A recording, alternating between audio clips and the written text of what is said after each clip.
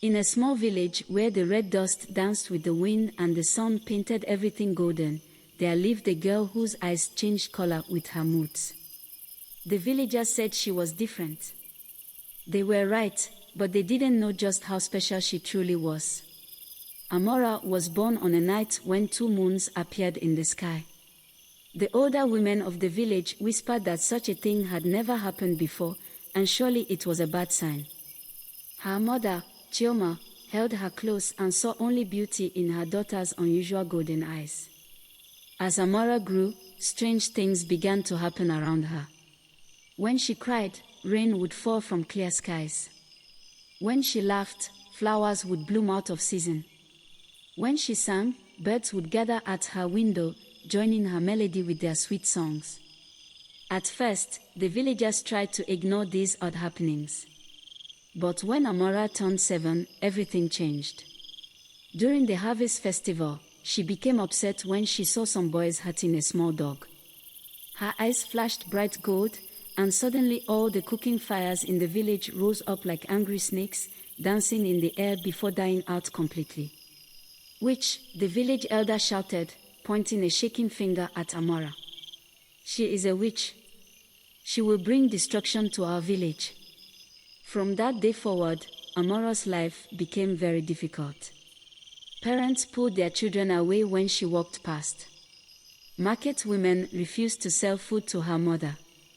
The other children threw stones at their house and called her terrible names. Only her mother stood by her side. "You are not a witch, my child," Chioma would say, holding Amara close. "You are blessed with gifts that others don't understand." Sometimes people fear what they cannot explain.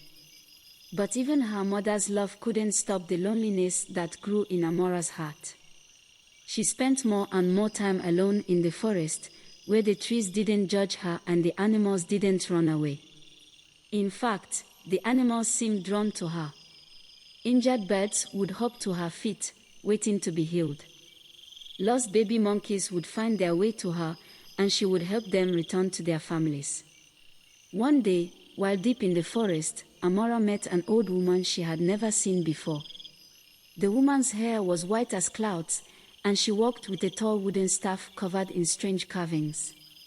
"I have been watching you, child," the old woman said, her voice kind and warm like honey. "You have a great gift." "A curse, you mean," Amara replied sadly. "Everyone hates me because of it." The old woman shook her head. "No, child. What you have is ancient magic, the kind that once flowed freely through our lands. It is the power to heal, to grow, to protect. It is not evil, it is life itself." Over the next few months, the old woman, who called herself Mama Neka, taught Amara how to control her powers. She learned to channel her emotions, to direct her energy, and to understand the responsibility that came with her gift.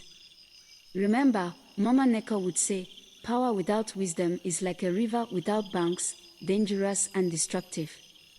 But power guided by a good heart can change the world." As Amara learned to control her abilities, fewer accidents happened in the village. But still, the people feared her and kept their distance. Then one day, disaster struck the village. A terrible sickness began spreading through the community. Children became weak with fever, and even the strongest adults could barely leave their beds. The village healer tried everything he knew, but nothing worked. People began to die.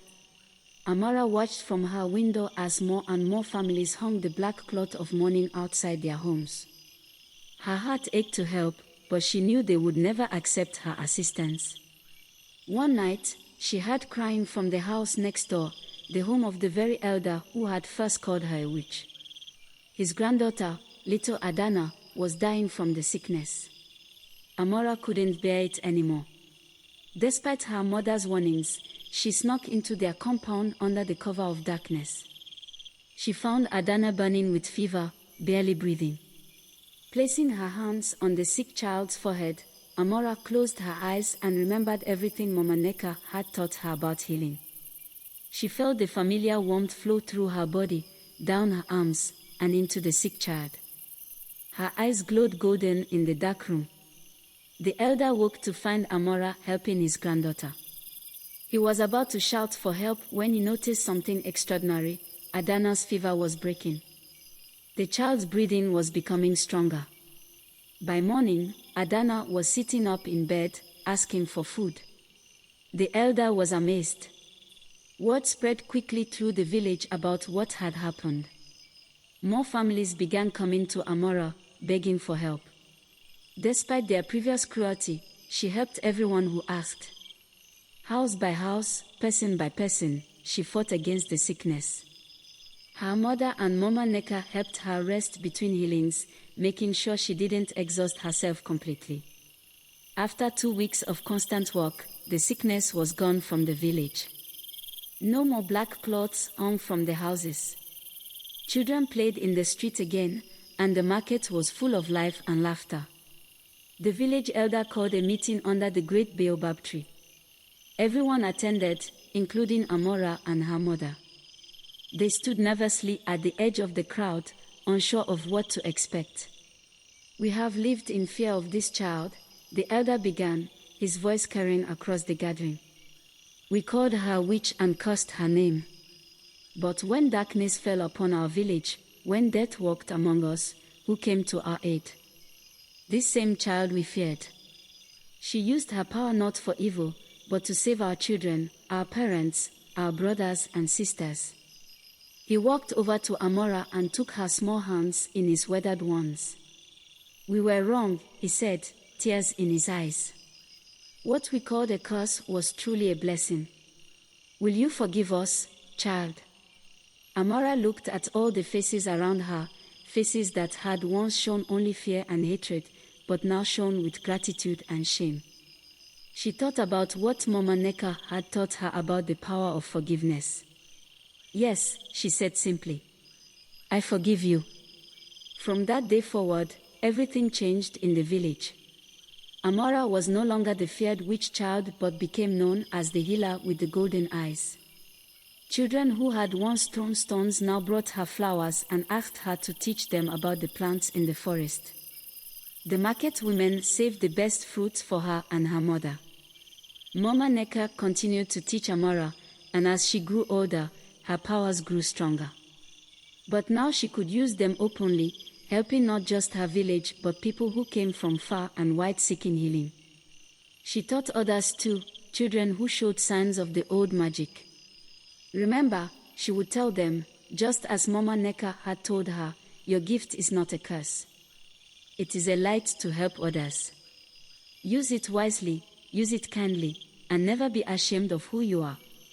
Years later, travelers would tell stories about the village blessed with a special guardian, a woman with golden eyes who could heal the sick, make crops grow strong, and talk to animals. They said her laughter brought good fortune, and her presence made the whole village prosper.